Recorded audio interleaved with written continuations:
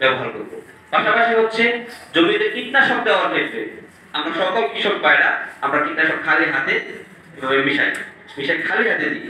এর ফলে ওই কীটনাশকের যে কেমিক্যালটা সেটা কিন্তু আমার শরীরে ঢুকে যাচ্ছে এবং আমাদের কৃষক ভাইদের অনেক আমি বলবেন আমাদের বিভিন্ন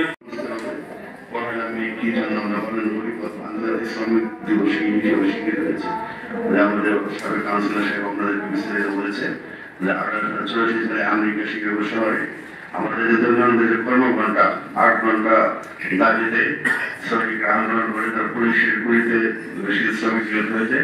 সেই ক্ষেত্রে বিশ্বের 80টিরও দেশে অলমোস্ট 80টিরও দেশে আন্তর্জাতিক পহেলা মে এবং শ্রমিক দিবস পালন হয়ে থাকে। কি জন্য আমাদের যে দৈনন্দিন যে 24 ঘন্টা অর্থাৎ 8 ঘন্টার বেশি কাজ যাতে না করতে হয়, 8 ঘন্টা কর্মঘণ্টা যদি বাংলাদেশের পক্ষে হয়তো পুরোপুরি সম্ভব হয়ে উঠে না এই 8 ঘন্টা 24 ঘন্টা এবং মৃত্যুর আগ পর্যন্ত কিয়ামত না হওয়া পর্যন্ত দুটো দরজা থাকবে। বান্ডেল থাকলে প্রতি সেনমানিতে টাকা বাঁচবে। বিকাশ সেনমানি বান্ডেল কিনে জিতুন প্রতি লেনদেনে। আবার অনেক সময় হেল্পার যে গাড়ি ওকে দিচ্ছি শ্রমিক হয়তো আমার নিজস্ব কিছু নির্দিষ্ট করতে একটা শ্রমিক 8 ঘন্টা হওয়ার কথা দায়িত্ব আছে। এই দায়িত্বগুলো আপনাদের পালন করতে হবে এবং বিশেষ করে বলেছিলেন যে সঠিক আপনারা কিন্তু জানেন এবং দেখেন আমরা কিন্তু চাইলে প্রতিদিন মোবাইল করতে পারি। আপনার ড্রাইভিং লাইসেন্স ঠিক আছে কিনা, আপনার রোড পারমিট আছে কিনা, আপনার গাড়ির লাইসেন্স আছে কিনা, নাকি সব ধরনের কাগজপত্র থেকে আপনার কিন্তু ভাড়া নেন কিনা চাইলে কিন্তু প্রতিদিনই আপনাদের কি মোবাইল করা সম্ভব। কিন্তু আমরা করি না। কেন করি না?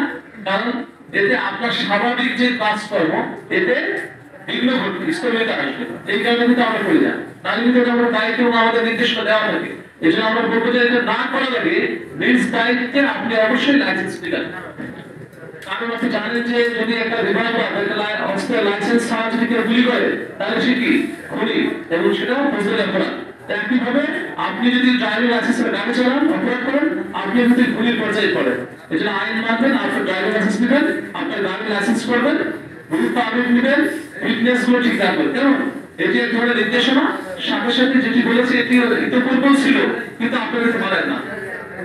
দুইটা কাজ যদি আপনারা করেন খুব ভালো হয়। যারা কিশোরগঞ্জ মুখী যাবেন, কিশোরগঞ্জ থেকে বা এদিকে গাছপুর মুখী তাদের সিএনজি গুলো কোড বিল্ডিং বা রেজিস্ট্রি বিল্ডিং এ রাখাই ভালো।